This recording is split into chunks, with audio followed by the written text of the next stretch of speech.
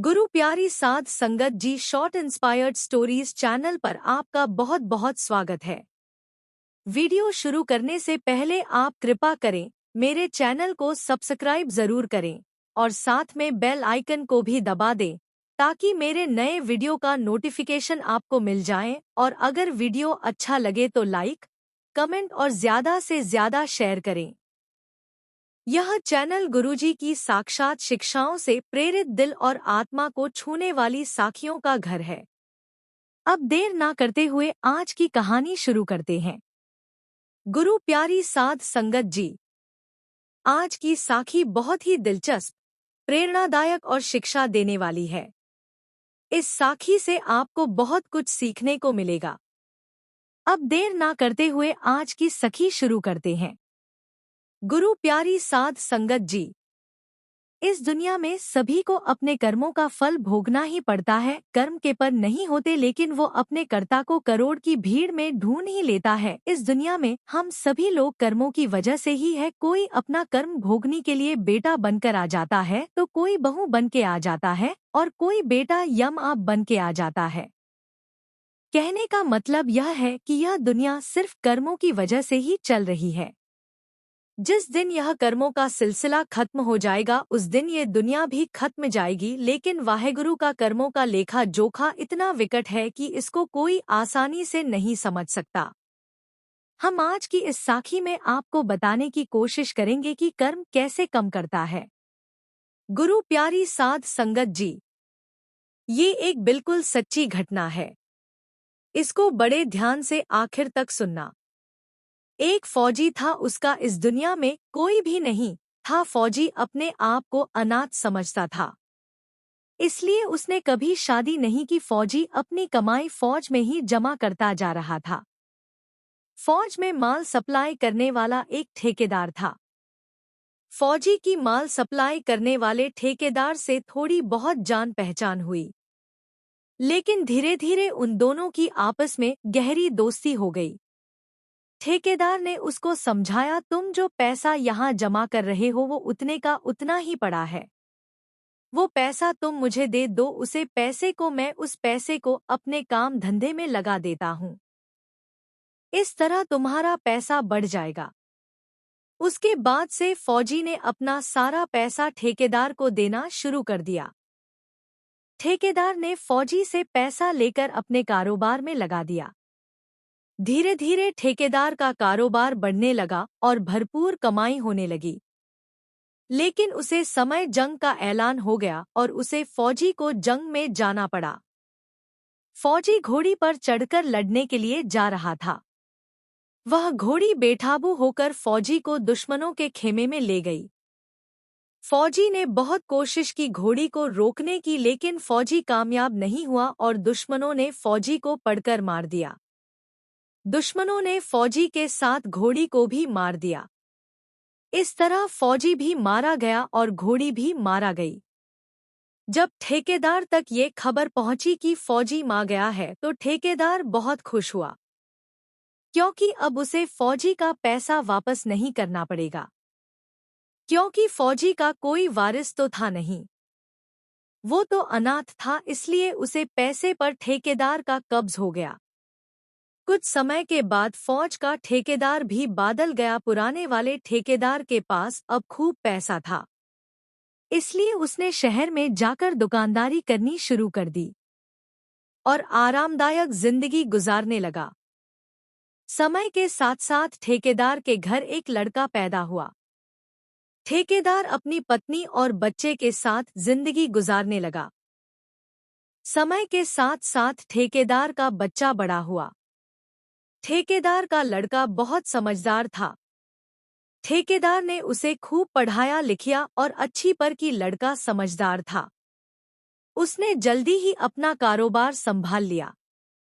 ठेकेदार ने सोचा, लड़का बड़ा हो गया है, इसकी अब शादी कर देनी चाहिए। ठेकेदार ने एक बहुत ही सुंदर कन्या से उसकी शादी की।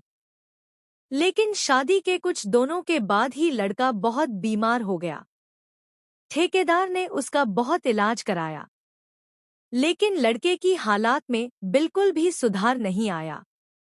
ठेकेदार अपने लड़के के इलाज पर पानी की तरह पैसा बहा रहा था।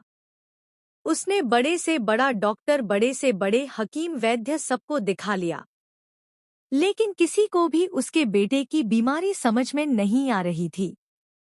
ठेकेदार की लड़के की बीमारी दोनों दिन बढ़ती ही चली जा रही थी। आखिर में सभी डॉक्टर, वैद्य, हकीमी ने अपने हाथ खड़े कर दिए और कहा, इसका रोग लाइलाज है। यह लड़का अब कुछ दिनों का ही मेहमान है। एक दिन ठेकेदार को एक आदमी मिला। उसने ठेकेदार से पूछा, क्या हुआ, बहुत दुखी लग रहे हो?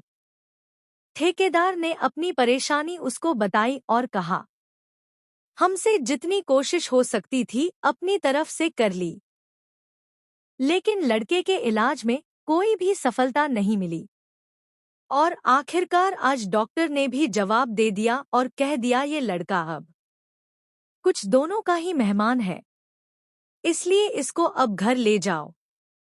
ठेकेदार की बात सुनकर उसे आदमी ने कहा, तुम ज्यादा दुखी मत हो, मेरे पड़ोस में ही एक हकीम जी दवा देते हैं, पैसे भी सिर्फ 2 रुपए लेते हैं, उनके इलाज से तो मुर्दे भी खड़े हो जाते हैं। ठेकेदार उस आदमी के साथ हकीम जी के पास चला गया। हकीम जी ने उसे 2 रुपए लेकर दवा की पुड़िया दे दी। ठेकेदार दवा की पुड़िया लेकर घर की तरफ दौड़ा। घर पहुंचकर ठेकेदार ने दवा की पुड़िया अपने लड़के को खिलाई। दवा खाता ही लड़का जोर जोर से हंसने लगा। ठेकेदार यह देखकर हैरान रह गया कि ये क्या चमत्कार है।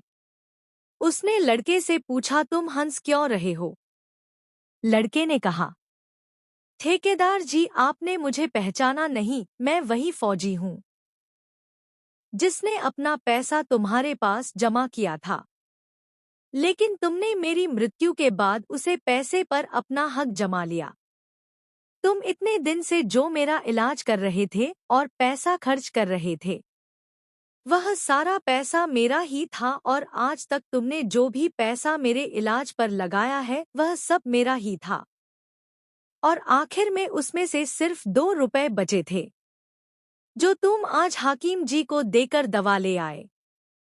अब तेरा मेरा हिसाब खत्म हो गया है, इसलिए अब मैं जा रहा हूँ। ठेकेदार ने पूछा, यह जो तुम्हारी पत्नी है, इसकी क्या गलती है जो इसे विधवा छोड़कर क्यों जा रहे हो?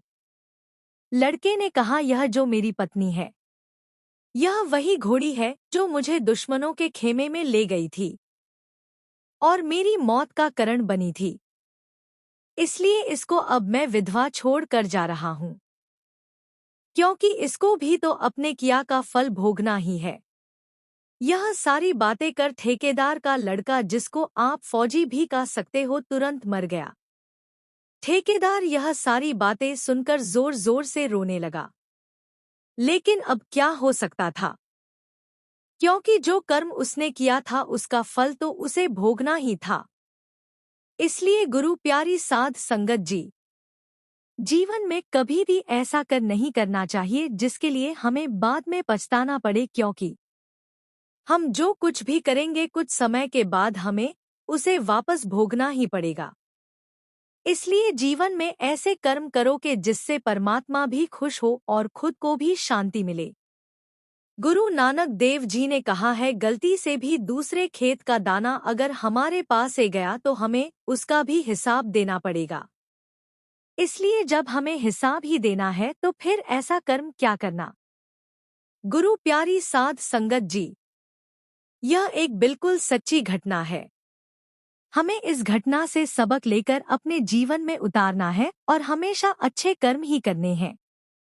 गुरु प्यारी साध संगत जी, अगर यह साखी अच्छी लगे तो कृपया लाइक, कमेंट और शेयर जरूर कीजिए।